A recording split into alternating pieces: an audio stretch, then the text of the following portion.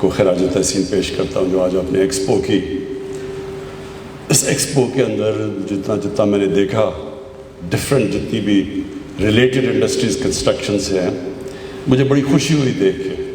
اور میں صرف ایک چیز کہنا چاہتا ہوں کہ پوری کوشش کرنی چاہیے کہ سارا جو را مٹیریل سب پاکستان میں اویلیبل ہے, تو وہ انڈسٹری کم ڈپینڈ کرے امپورٹس کے اوپر.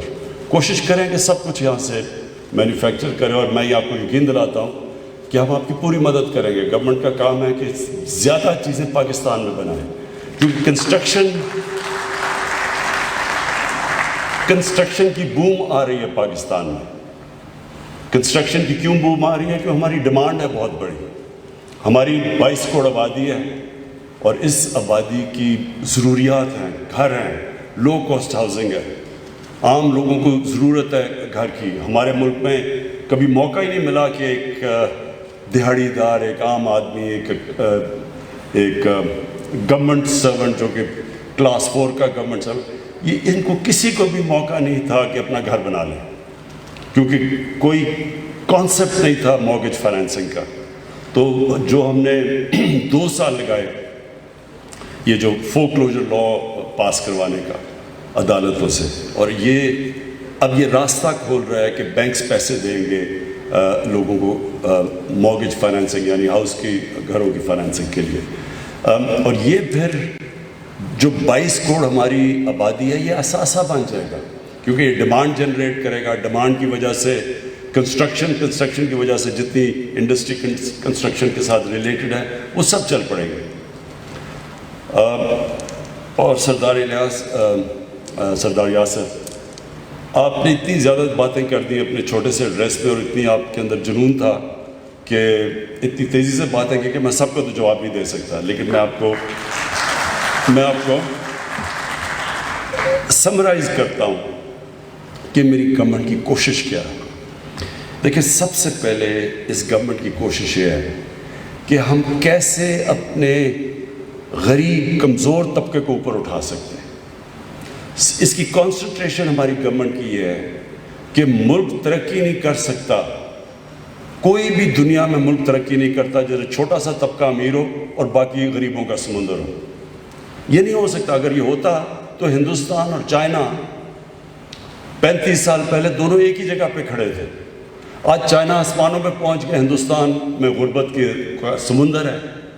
وجہ یہ ہے کہ ہندوستان میں چھوٹا سا طبقہ امیر ہو گیا, باقی ان کی غربت کی انتہا ہے. اور چائنا نے اسی دور کے اندر اپنی کروڑوں لوگوں کو, تقریباً 70-80 کروڑ لوگوں کو غربت سے نکال لیا. وہ آج سپر پاور بن گیا, وہ وہیں کا وہیں کھڑا. تو پاکستان نے اگر آگے بڑھنا ہے, اور یہ ہے ریاست مدینہ کا ماڈل. ہمارے نبی صلی اللہ علیہ وسلم نے نیچے سے طبقے کو اوپر اٹھایا تھا. پہلی دفعہ فلاحی ریاست بنائی تھی. فلاحی ریاست کا مطلب کیا ہے؟ کہ آپ اپنے کمزور طبقے کی بنیادی ضروریات پہلے پوری کریں. یہ گورنمنٹ کی ذمہ داری ہے. یہ جو باغ ماڈل دنیا نے اپنایا, مغرب نے اپنایا, ویلفیئر سٹیٹس بنی, لیکن یہ سب سے پہلے دنیا میں انہوں نے اپنایا, اور انہوں نے ثابت کیا کہ قوم جو کہ کس کی حیثیت ہی کوئی نہیں تھی, چند سالوں میں دنیا کی امامت کی انہوں نے. تو ہمارے بھی پاکستان میں چیلنج یہ ہے کہ ہم نے کبھی اس کمزور طبقے کی طرف نہیں دیکھا, کبھی کوئی پالیسی نہیں بنائی نچلے طبقے کے لیے. انگلش میڈیم تھوڑے سے طبقے کے لیے, باقیوں کے لیے, اور تعلیم کا نظام صرف اوپر کے طبقے کو نوکریاں, باقی نیچے اوپر ہی نہیں آ سکتے تھے. ہسپتال دیکھیں, گورنمنٹ ہاسپٹل اچھے چلتے تھے جب ہم بڑے ہو رہے تھے.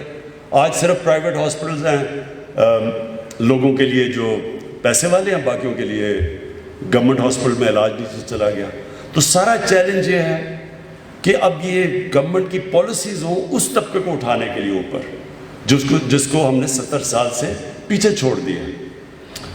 تو یہ جو کنسٹرکشن ہے یہ میرے لیے کیوں, جب کرونا کے دوران میں نے خود IMF کے ہیڈ کو ٹیلی فون کر کے کہا کہ ہمیں کنسٹرکشن انڈسٹری میں, ہم IMF کے پروگرام میں تھے, ہم وہ ٹیکس ریلیف نہیں دے سکتے تھے. بدقسمتی یہ ہے جب آپ قرضے لیتے ہیں تو جو قرضے دیتا ہے وہ پھر اپنی شرائط دیتا ہے, تو ان کے اوپر ہم وہ انسینٹیو نہیں دے سکتے تھے. تو کرونا کے دوران میں نے اس کو ٹیلی فون کر کے پھر وہ کنسیشنز لی کنسٹرکشن سیکٹر کے لیے، اور اس کا مقصد یہ تھا کہ ہماری سب سے پہلے عام آدمی کو، غریب لوگ کو، دیہڑی دار کو نوکریاں ملیں، کیونکہ جب آپ لاک ڈاؤن کرتے ہیں تو سب سے پہلے غریب طبقہ کرش ہو جاتا ہے، تباہ ہو جاتا ہے۔ ساری دنیا میں غربت بڑھ گئی ہے کرونا کی وجہ سے، لاک ڈاؤن کی وجہ سے۔ تو وہ میں نے اس سے کنسیشنز لی، اور پھر ہم نے بار بار میٹنگز کی، اور ہم نے ریئلائز کیا اتنی زیادہ ہماری رکاوٹیں ہم نے ڈالی ہوئی ہیں بزنسز کے سامنے، کنسٹرکشن کے سامنے، انڈسٹری کے سامنے۔ یہ جو بھی یاسر نے باتیں بھی کی کہ ہمارا سسٹم ایوالو ایسا ہو گیا ہے کہ وہ بجائے فیسیلیٹیٹ اور انکریج کرنے کے، مدد کرنے کے انڈسٹری کی اور ویلتھ کریشن کی، وہ رکاوٹیں ڈال دیتا ہے۔ یہ سسٹم، جب ایک سسٹم نیچے جانا شروع ہوتا ہے، جب ایک معاشرہ نیچے جاتا ہے، تو یہ سب سے بڑا پرابلم آ جاتا ہے کہ بیوروکریسی اس کی ایسی بن جاتی ہے کہ وہ بجائے انکریج کرے کہ ملک آگے بڑھے اور خوشحالی آئے ملک میں، وہ اپنا سوچنا شروع ہو جاتی ہے کہ ہم کیسے اپنا پیسہ بنا سکتے ہیں۔ تو وہ سسٹم کو چینج کرنے میں ٹائم لگتا ہے۔ جب آپ ایک اصلاحات کی بات کرتے ہیں تو وہ ایک کہتے جی کدھر ہے نیا پاکستان، جس طرح بٹن دباؤ تو نیا پاکستان آ گیا۔ یہ ایک جدوجہد کا نام ہے، ایک سسٹم چینج کرنے کا نام ہے، ایک مائنڈ سیٹ چینج کرنے کا نام ہے۔ اور وہ آپ دیکھیں گے کہ وہ شروع ہوا آج پاکستان میں۔ ہم نے جس طرح جنرل حیدر نے کہا مسلسل میٹنگز کی رکاوٹیں دور کرنے میں، ابھی بھی رکاوٹیں ہیں، لیکن جو 2 سال پہلے تھیں اور اب تھیں، اب کنسٹرکشن کے لیے وہ انسینٹیو سے جو کبھی پہلے نہیں تھے۔ انشاءاللہ آپ کے لیے ہم انسینٹیو بڑھاتے جائیں گے۔ آپ نے ابھی بات کی ہے کہ ایف بی آر سے پرابلمز ہیں، ایف بی آر کے اندر ہم مسلسل ریفارمز لانے کی کوشش کر رہے ہیں۔ ہمارے پاس ایک فائنانس منسٹر آیا شوکت ترین، جو سمجھتا ہے پرائیویٹ سیکٹر سے۔ شوکت ترین کو پتہ ہے کہ کس طرح کی مسئلے سے پرائیویٹ سیکٹر اور انڈسٹری کو آتے ہیں۔ تو ملک نے تو آگے تک بڑھنا ہے جب سب سے پہلے ہم اپنی نوجوان آبادی کو روزگار دیں۔